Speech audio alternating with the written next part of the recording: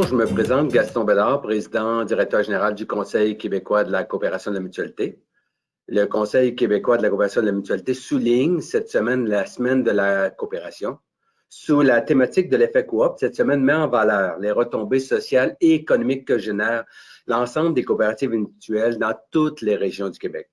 De par leur nature, ces entreprises contribuent au développement économique et social et assurent la vitalité de nos régions. J'ai donc le plaisir de m'entretenir cette semaine avec plusieurs leaders du mouvement coopératif afin de découvrir leur propre effet coop. Bonne écoute. Bonjour à tous. Aujourd'hui, j'ai le plaisir de rencontrer un autre de nos grands leaders du mouvement coopératif et mutualiste, M. Roger Mascotte, qui est président d'AgroPure. M. Mascotte siège au conseil d'administration d'AgroPure depuis plus de 17 ans.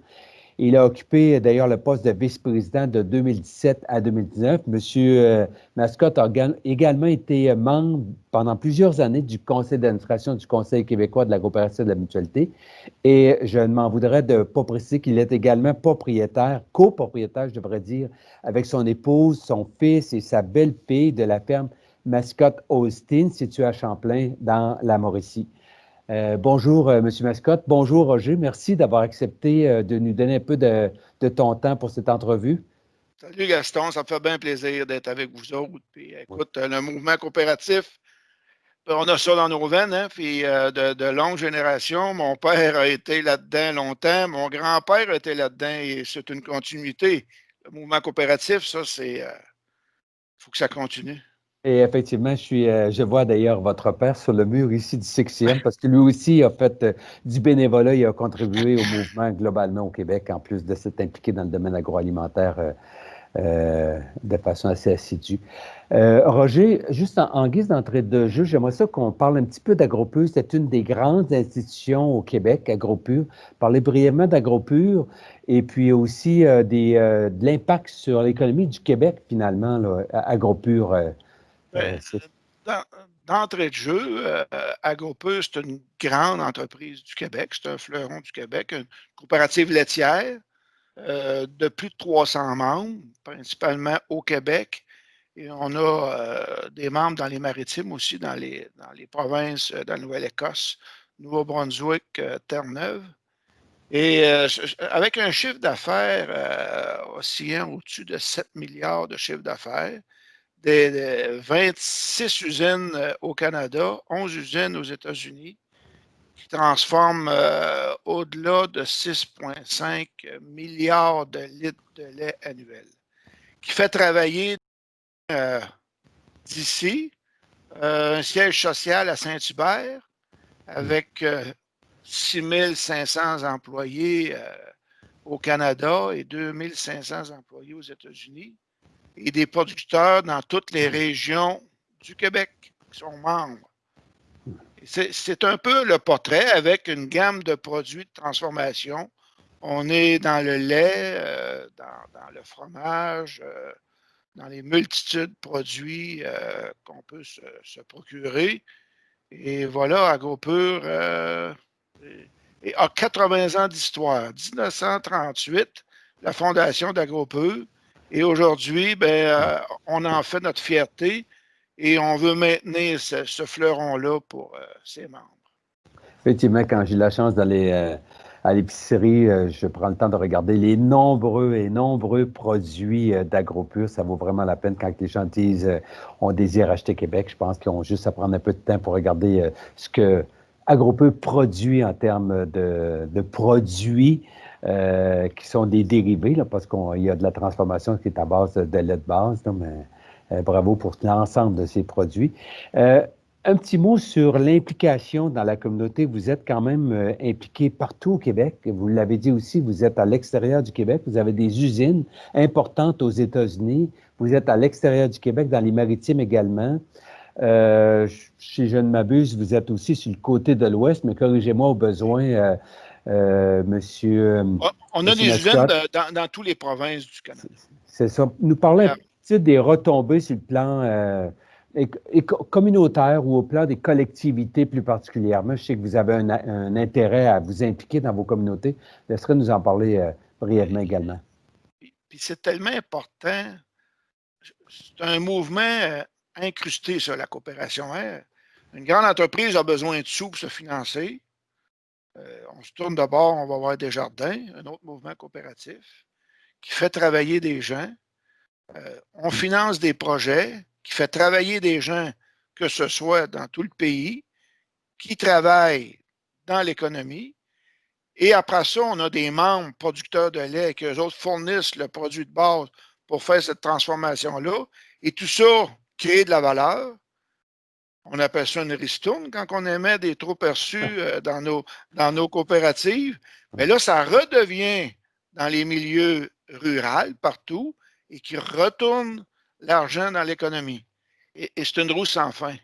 Et l'agriculture, pour nous autres, ben, ça fait longtemps qu'on connaît ça. Là. On plante une graine, on fait pousser une plante, on donne ça à nos animaux, puis c'est un cercle qui tourne.